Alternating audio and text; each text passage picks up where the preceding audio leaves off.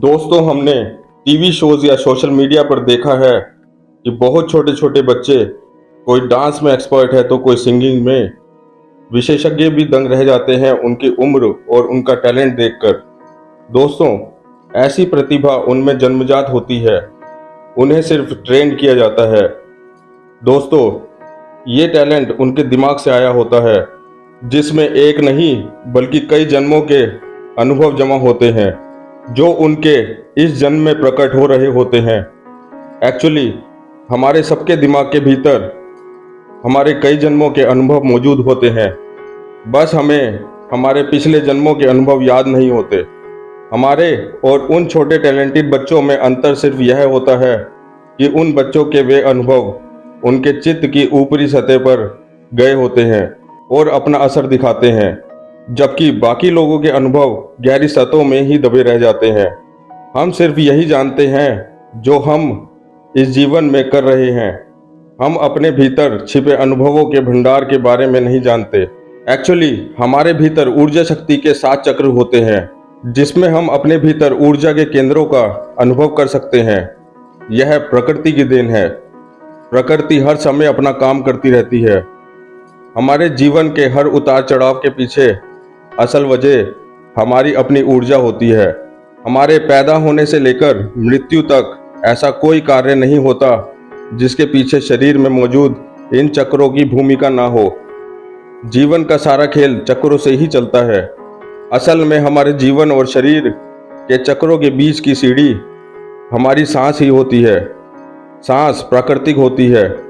हम सांस लेते नहीं बल्कि हमारी सांस चलती है। एक्चुअली में हमारी सांस ही हमारा जीवन है। हमारी सांस ही हमारे चक्रों को ऊर्जा देती है। हमारी सांसें हमारी शरीर की 7200 नाड़ियों से गुजरती है। इन नाड़ियों के तार कुंडलिनी शक्ति से जुड़े होते हैं, जो नाभि के नीचे सांप की भांति मौजूद होती है। हमारे शरीर में 3 नाड़ियों का उल्लेख ग्रंथों में ज्यादा किया गया है, जिन्हें ईड़ा, पिंगला और सुषुम्ना नाड़ी कहते हैं। यह 3 नाड़ियां हमारे शरीर में सबसे ज्यादा सक्रिय रहती हैं। जब हमारी बाईं नासिका से सांस चल रही होती है तो उसे ईड़ा नाड़ी का चलना कहते हैं। जब सांस दाईं नासिका से चलती है तो उसे पिंगला नाड़ी कहते हैं। पूरे दिन में सिर्फ 4 मिनट के लिए हमारी दोनों नासिका से सांस चलती है, तब वह सुषुम्ना नाड़ी कहलाती है। जहां भी 2 या उससे अधिक नाड़ियां आपस में जुड़ती हैं, उसे चक्र कहा जाता है। आपने तीसरी आंख के बारे में तो सुना ही होगा। यह हमारे मस्तिष्क में दोनों भोगों के बीच में स्थित होता है। इसे आज्ञा चक्र के नाम से जानते हैं। अगर आज्ञा चक्र एक्टिवेट हो जाए तो वह व्यक्ति साधारण मनुष्य से असाधारण मनुष्य बन जाता है। अगर मनुष्य का ध्यान आज्ञा चक्र पर केंद्रित हो जाए तो वह व्यक्ति दूसरे व्यक्ति के मन में क्या चल रहा है उसे जान सकता है। उसे भविष्य का अनुभव होने लगता है। वह व्यक्ति शक्तियों का ज्ञाता बन जाता है। यदि किसी व्यक्ति का आज्ञा चक्र पूरी तरह जागृत हो चुका हो तो ऐसा व्यक्ति जब तक चाहे स्थूल शरीर त्याग कर आत्मिक जगत में सक्रिय रह सकता है। वह जब चाहे मोक्ष को प्राप्त कर सकता है।